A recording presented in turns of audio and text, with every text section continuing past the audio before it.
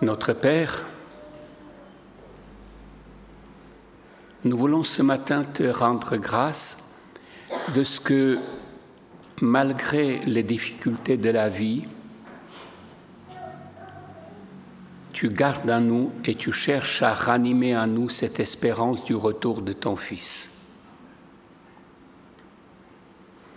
Seigneur, ce matin, il y en a peut-être qui rentrent de vacances, d'autres qui vont partir, d'autres qui le sont. Chacun d'eux a une aspiration de ton retour qui est différente.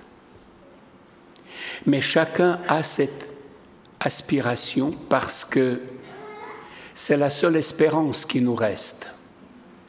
Dans ce monde, Seigneur, qui est complètement désorienté, où il n'y a plus d'éthique, ni morale, ni politique, ni sociale, dans ce monde qui est en train de s'effondrer, il n'y a pas d'espérance terrestre. La seule espérance, c'est le retour de ton Fils. Et pas seulement pour la terre, mais pour l'univers entier. Pour que tu puisses, Seigneur, réconcilier ce que Satan a déchiré, ce que Satan a divisé. Que Jésus revienne bientôt, qu'il nous réunisse auprès de toi et que l'univers tout entier soit réuni autour de toi, dans la paix. Amen. Asseyons-nous. Acte 1, 8 à 11, je lis dans la nouvelle édition de Genève. Mais vous recevrez une puissance, le Saint-Esprit survenant sur vous, et vous serez mes témoins à Jérusalem, dans toute la Judée, dans la Samarie et jusqu'aux extrémités de la terre. Après avoir dit cela, il fut élevé pendant qu'ils le regardaient, et une nuée le déroba à leurs yeux. Et comme ils avaient le regard fixé vers le ciel, pendant qu'ils s'en allaient, voici deux hommes vêtus de blanc leur apparurent et dirent : « Hommes galiléens, pourquoi vous arrêtez-vous à regarder le ciel ? Ce Jésus qui a été enlevé au ciel du milieu de vous viendra de la même manière que vous l'avez vu allant au ciel. » Que Dieu bénisse la lecture de sa parole et son inspiration. Pourquoi restez-vous là à demeurer les yeux levés vers le ciel ? Ce Jésus que vous avez vu monter vers le ciel reviendra de la même manière. Quelle affaire ! Et cette promesse a illuminé durant des générations et des générations l'espérance des croyants, ceux qui attendent le retour de Jésus-Christ. Et les anges sont là en disant : « Mais pourquoi continuez-vous à regarder au ciel ? Ayez aussi un œil sur la terre. Il y a des choses à faire autour de vous. » D'ailleurs, le texte qui nous a été lu tout à l'heure précise que Jésus, après avoir donné ses recommandations aux disciples, leur demanda de prêcher cette bonne nouvelle au monde entier. Et voilà. Les adventistes, aujourd'hui, continuent cette mission d'œuvre mondiale de prêcher la bonne nouvelle du royaume de Jésus et, bien sûr, son retour. Maranatha, Jésus revient et nous voulons y croire. Jésus revient vite. Jésus est en marche, Jésus est en route, il ne peut plus tarder. Nous en avons besoin, vous en avez besoin. Notre terre en a terriblement besoin. Quand on voit tout ce qui se vit aujourd'hui, tout ce qui se passe sur notre pauvre planète, on se dit : oui, Seigneur Jésus, reviens vite, reviens à toute vitesse. Nous avons besoin de toi, nous avons besoin que quelque chose se passe dans notre vie.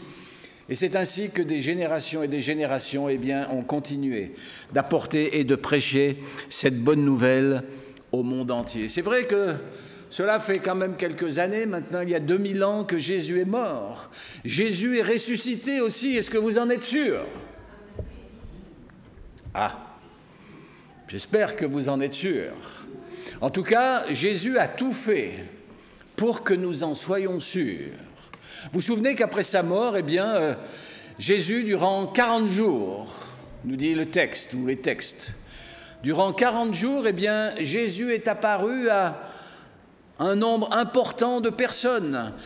Le texte que nous avons aussi sous les yeux dans le livre des Actes nous dit que Jésus, eh bien, a voulu être et apporter en tant que témoin vivant d'autres témoins vivants qui pouvaient à leur tour témoigner de la vie, de la résurrection de Jésus. Et oui, après que Jésus ait souffert, après qu'il fut ressuscité, il rencontra un certain nombre de personnes. Vous vous souviendrez qu'il rencontra tout d'abord Marie. Lui, le ressuscité, elle ne le reconnaît pas, elle est tellement les yeux pleins de larmes. Elle regarde, elle croit que c'est le jardinier, il l'appelle, il lui dit « Marie !» et immédiatement, lorsqu'il est prononcé son nom, il semble que ses yeux s'ouvrirent, ou surtout son cœur s'ouvrit, parce que là était celui qu'elle aimait profondément, celui qui l'avait délivré, celui qui l'avait béni, celui qui ne l'avait jamais abandonné, comme le Seigneur ne veut jamais nous abandonner, nous-mêmes, nous avons besoin de lui. Et il se sent et il se veut présent pour chacun de nous. Oui, quelques jours après, Jésus rencontra les 11 disciples dans la chambre haute. Soudain, il fut au milieu d'eux.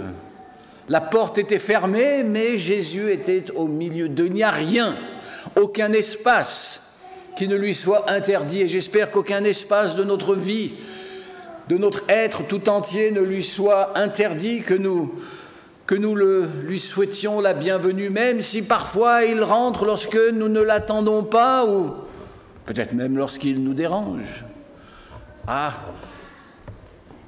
cela fait tellement de bien d'être dérangé de temps en temps par le Seigneur. Vous imaginez Dieu en Jésus-Christ qui vient frapper à la porte de votre cœur, qui rentre dans votre vie. Mais il n'y a rien de moins ou de plus exaltant que cela, oui.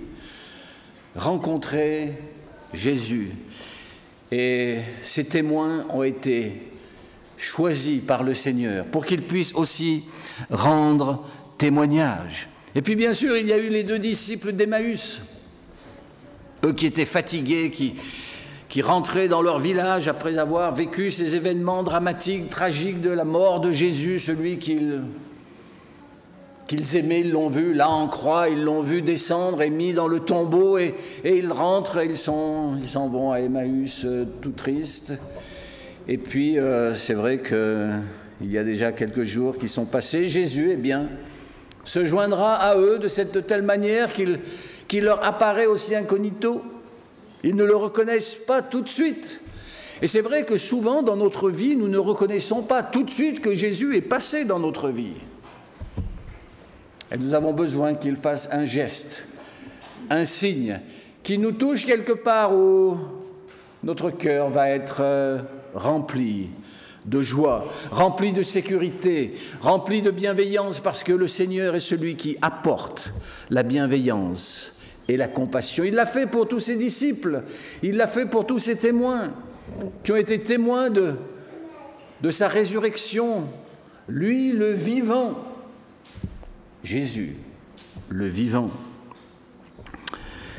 Jésus va bien sûr encore rencontrer les disciples plusieurs fois, Pierre et Jean, notamment lors de la fameuse pêche miraculeuse, il sera là encore. Jésus est toujours présent lorsqu'il y a un événement, lorsqu'il y a quelque chose à faire dans la vie d'une personne, afin que cette personne soit rassurée. Et certainement, nous avons aujourd'hui encore besoin et toujours d'être rassurés par la présence de Jésus. C'est formidable de savoir que Jésus peut encore intervenir et agir dans notre vie. Ah, J'allais oublier Thomas. Thomas qui doute. Thomas qui dit, ah si je ne le vois pas, si je ne mets pas ma main dans son côté ou sur ses mains, je ne crois pas. Et Jésus, eh bien, va rencontrer Thomas et va lui dire, eh bien, mets ta main là dans mon côté, regarde mes mains. Oui, c'est bien moi, Thomas. Tu n'as pas d'hallucination, et les autres d'ailleurs n'avaient pas eu d'hallucination.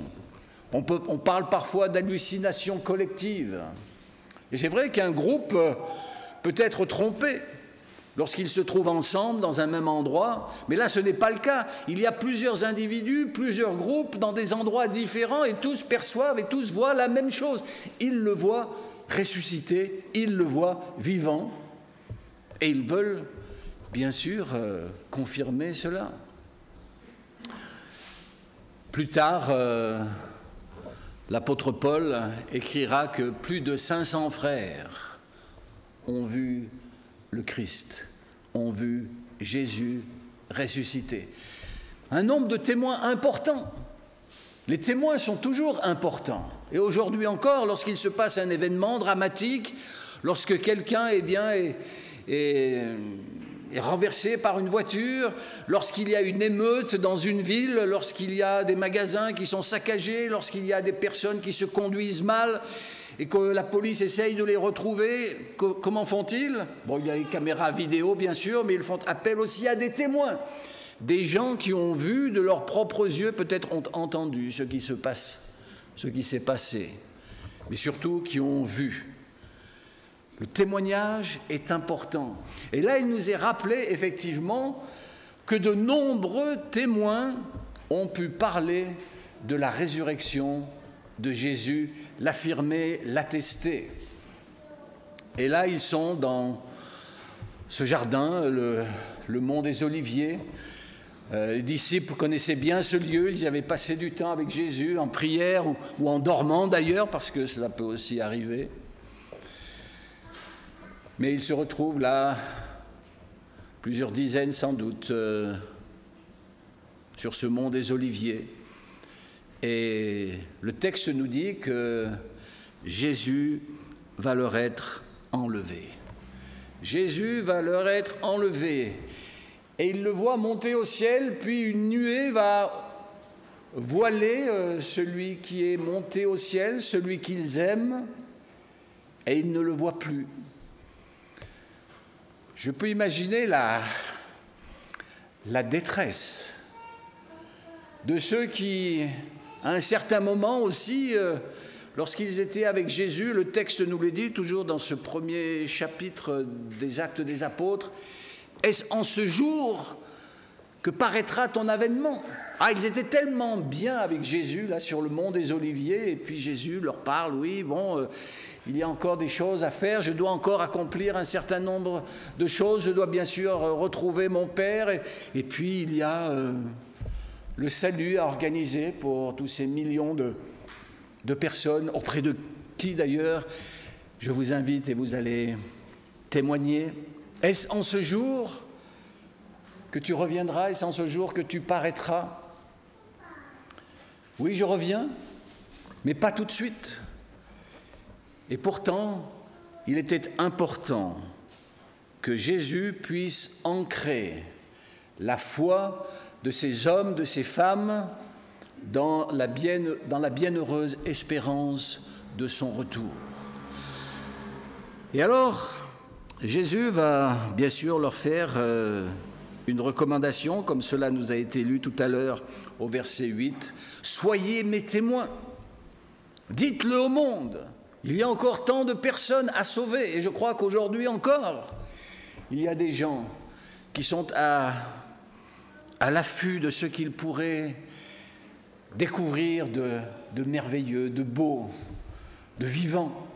Sinon, quoi d'autre que la personne de Jésus? Annonçons, parlons de la vie de Jésus. Jésus est ressuscité.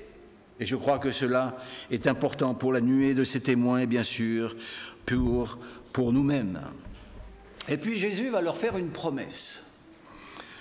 Toujours au même verset 8 de ce verset, il va leur dire « Vous recevrez, donc patientez, attendez, et cela d'ailleurs ne va durer qu'une dizaine de jours, patientez, attendez, et vous recevrez le Saint-Esprit. » Ayez la foi dans le Saint-Esprit. Nous avons besoin de la foi. Le Saint-Esprit est là pour consolider, pour confirmer notre foi. Est-ce que l'Église a reçu le Saint-Esprit? Est-ce que, chers frères et sœurs, vous-même, vous avez reçu le Saint-Esprit?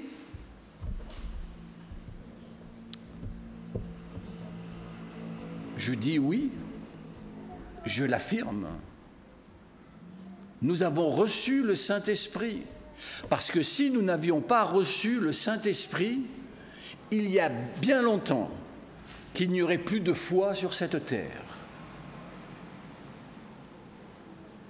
Déjà aujourd'hui, tels que sont les événements et tels que sont parfois certaines attitudes de ces responsables de l'humanité, du monde, des gens, des peuples, qui, comme le rappelait Zoran ce matin, sont prêts à commettre des actes inintelligibles pour la raison, pour l'intelligence, pour le cœur. Si le Saint-Esprit n'était pas là, si le Saint-Esprit n'avait pas été donné à ce monde, et si le Saint-Esprit n'avait pas été donné à l'Église, à son peuple, à chacun de vous qui croyez aujourd'hui encore, si le Saint-Esprit n'était pas venu, il y a belle lurette qu'il n'y aurait plus un seul croyant sur cette terre. Mais bon, il y a encore des croyants. Et chaque fois que nous témoignons de la vie de Jésus, chaque fois que nous témoignons de la résurrection de Jésus, chaque fois que nous affirmons que Jésus est vivant, cela est un acte de foi qui nous est donné par le Saint-Esprit, et cela est rendu possible par le même Saint-Esprit. Oui, Jésus est monté vers le ciel. Jésus est monté vers le ciel.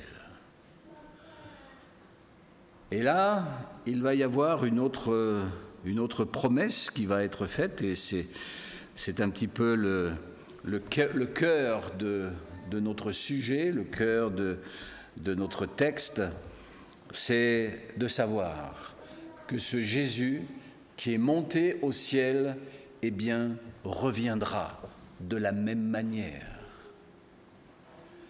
Ce sont des envoyés de Dieu.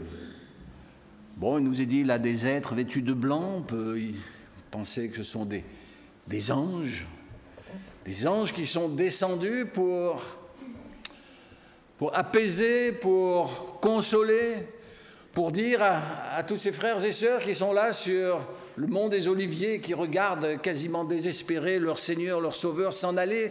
Mais quand revient-il? Eh bien oui, il revient. Et il va revenir de la même manière, c'est-à-dire vous allez le voir revenir, redescendre du ciel.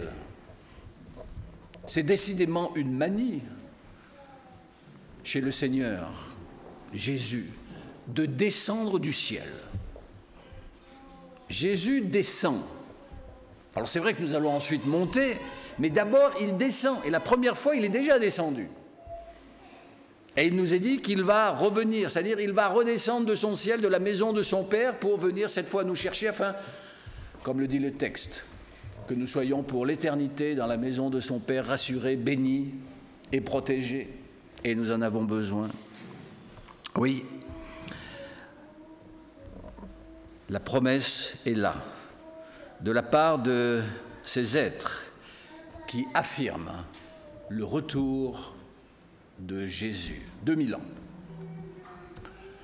C'est long, c'est très long, 2000 ans.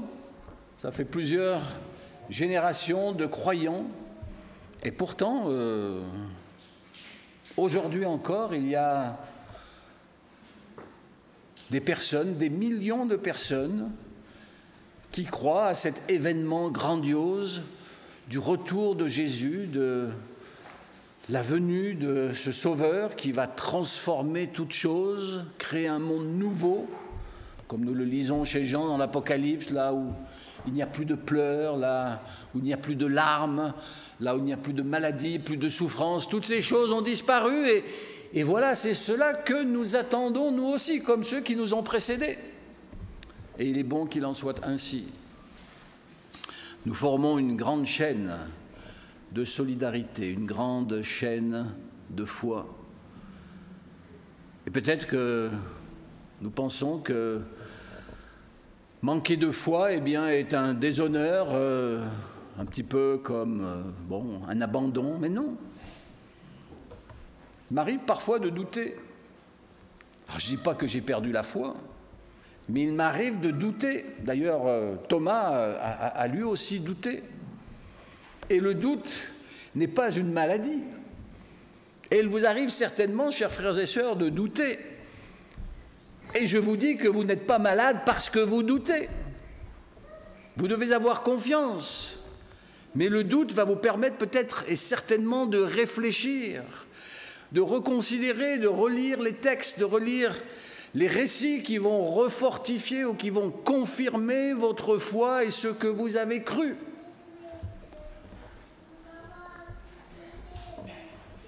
Le doute n'est pas dangereux, à moins qu'il soit maladif. Mais douter de quelque chose, c'est se dire je vais réfléchir, je vais reconsidérer les choses, je vais de nouveau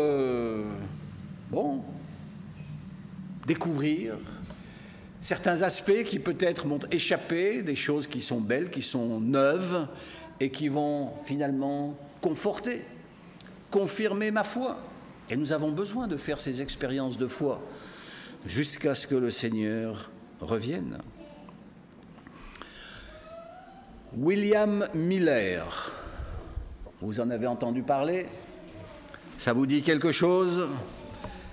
Monsieur Miller, qui a l'étude des prophéties, et notamment de la prophétie de Daniel, eh bien, après avoir lu ce texte fameux, qui est en tout cas fameux dans l'Église adventiste, 2300 soirs et matins, puis le sanctuaire sera purifié.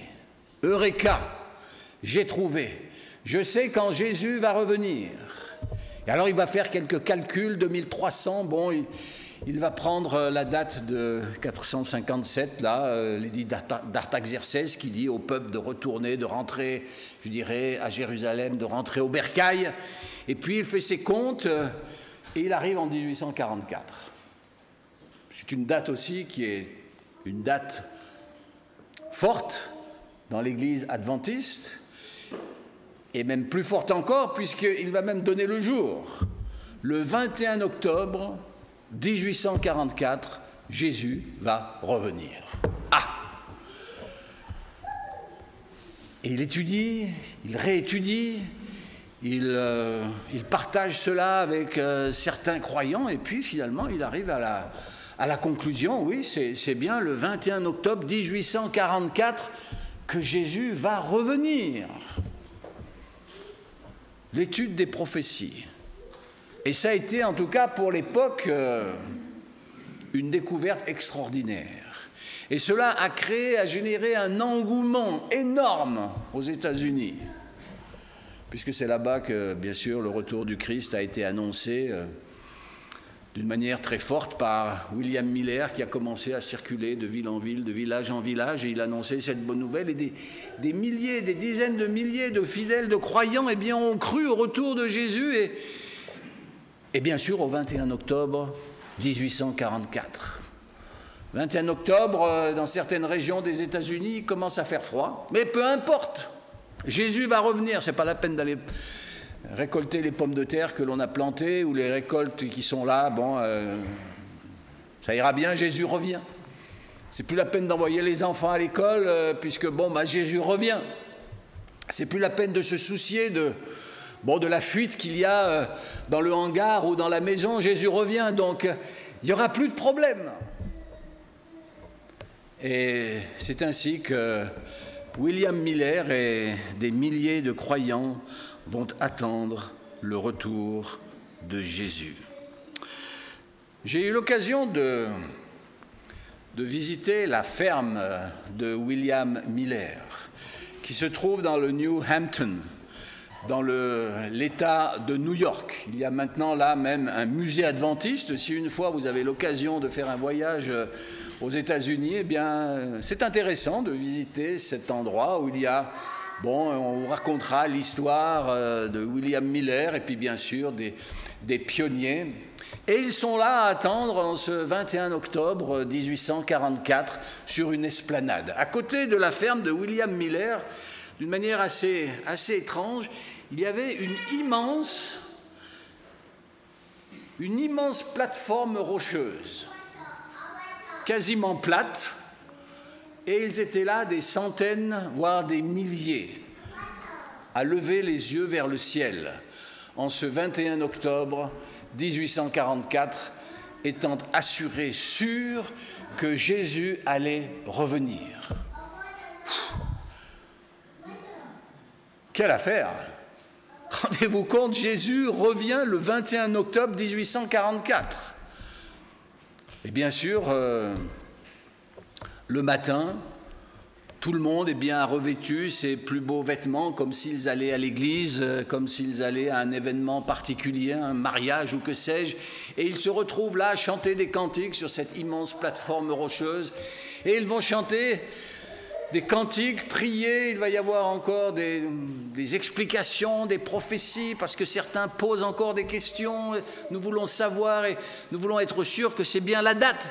Et il y a là William Miller, bien sûr, qui confirme, qui affirme, et d'autres avec lui qui affirment le retour du Christ pour le 21 octobre 1844. La matinée passe, Jésus n'est pas revenu. Alors, on se dit, bon, ben ça sera dans l'après-midi. Et on continue à prier, on continue à chanter des cantiques, on continue à attendre, à louer le Seigneur.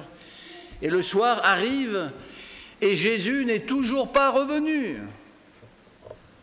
Ah, on se souvient de la parabole des 10 vierges, ça se passait vers minuit en général, les grands événements. Donc on attend. Et on va redoubler de prières, de cantiques là, dans cette nature où il commence à faire frisquer. Nous sommes le 21 octobre 1844. Et bien sûr, minuit arrive et Jésus n'est pas revenu. On a appelé ça la grande déception. Il y avait de quoi? Des milliers, des dizaines de milliers de personnes avaient adhéré aux explications, à la foi que voulait transmettre William Miller. Il le faisait de tout son cœur. 1844. L'Église adventiste, d'ailleurs, n'existait pas.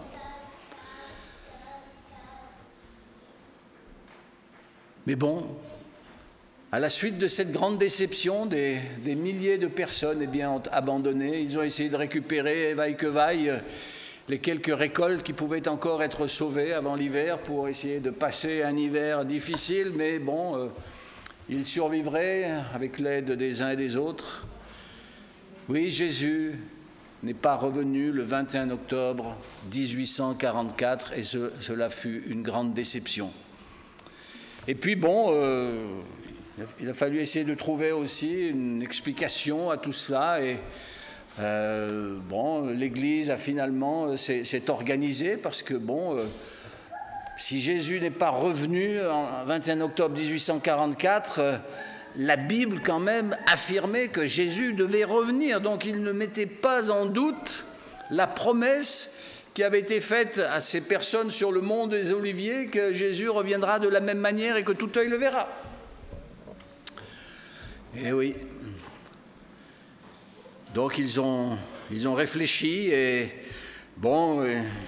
ils ont essayé de comprendre et ils ont fait des propositions. Et une d'entre elles, c'est que Jésus, en 1844, a commencé un ministère céleste dans le ciel.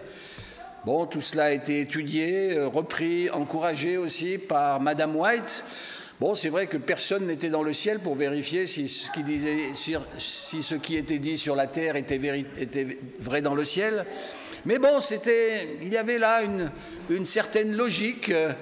Jésus, eh bien, œuvre pour le salut des croyants, pour le salut de ceux qui doivent un jour être auprès du Père et avec lui dans la maison de Dieu.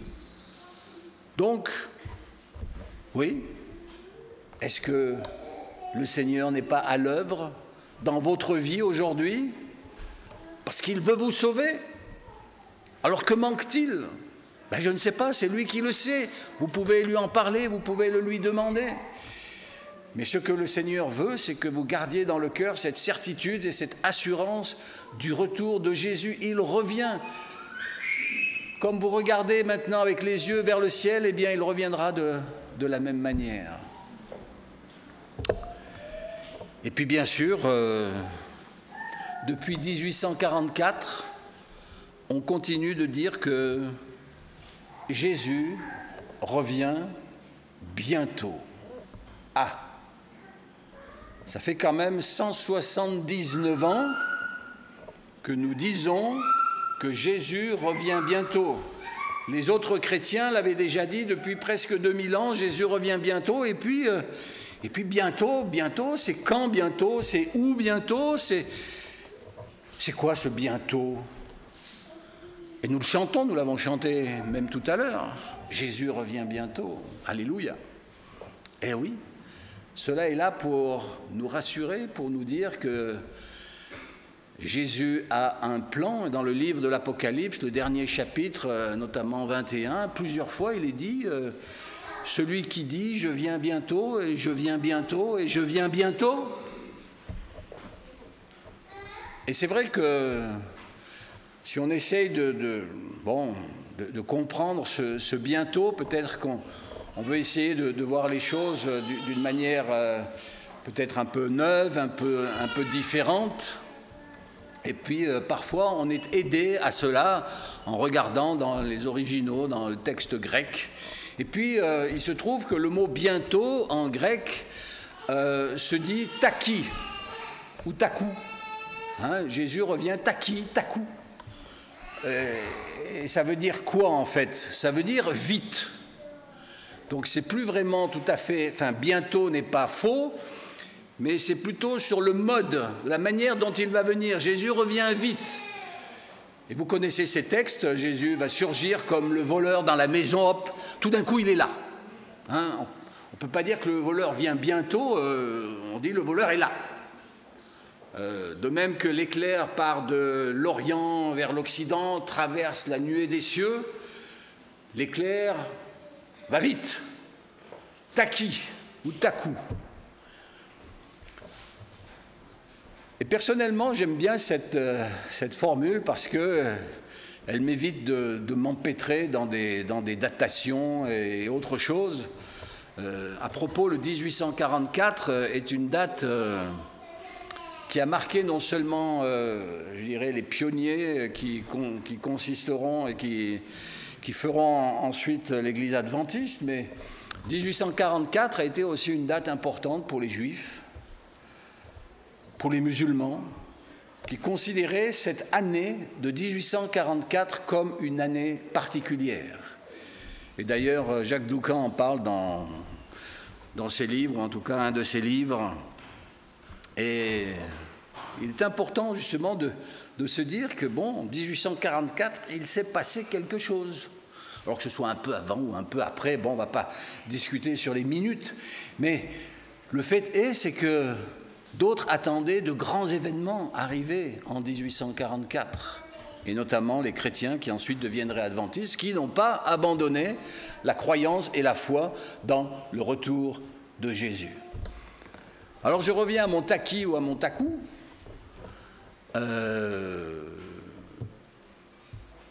Qui veut dire vite, la notion de vitesse. Lorsque vous êtes pressé, qu'est-ce que vous faites? Vous prenez un taxi pour aller vite d'un point à un autre, de manière à ne pas rater l'événement, ne pas rater le rendez-vous que vous devez honorer. Vous allez vite.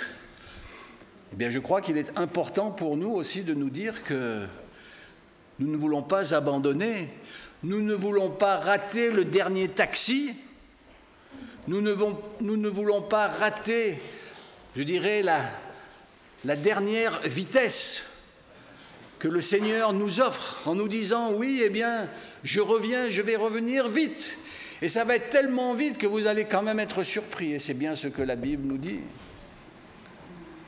Quoi qu'il arrive, même si nous faisons des pronostics, si nous essayons de mettre des dates selon les événements, et cela est arrivé aussi dans l'Église après 1844, où d'autres ont essayé de mettre une date sur le retour de Jésus, mais bon, seul le Père, comme le dit notre texte, est au courant et sait ce qui va arriver lorsque le temps sera là.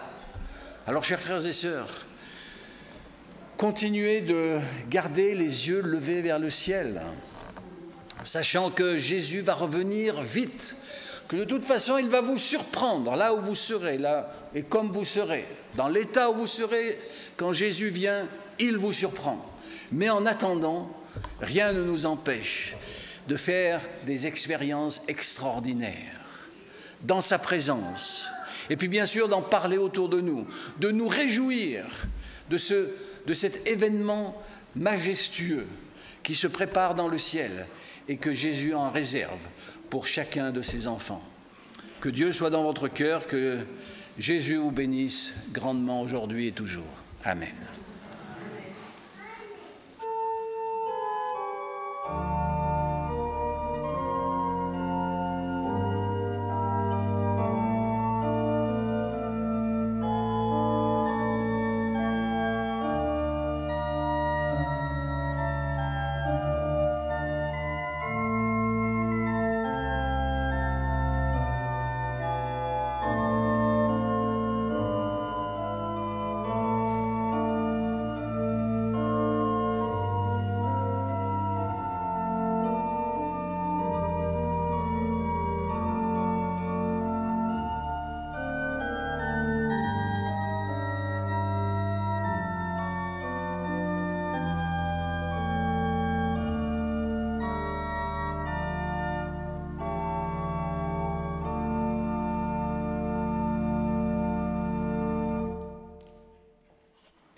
Oui, Seigneur, notre Père, nous sommes comblés ce matin parce que, une fois de plus, tu nous dis que tu reviens. Tu nous dis que tu reviens, pas pour punir, mais au contraire pour sauver. Seigneur, nous sommes là devant toi et nous acceptons le salut en Jésus. Nous acceptons que la grâce du Seigneur qui nous couvre eh bien, soit pleine et totale dans nos cœurs, dans tout notre être. Et bien sûr que la foi qui nous est donnée par le Saint-Esprit eh bien, puisse nous animer et que nous puissions continuer ainsi à annoncer cette bonne nouvelle de ton retour, la bonne nouvelle du royaume de Dieu. Oh oui Seigneur, il y a certainement encore tant de choses à faire.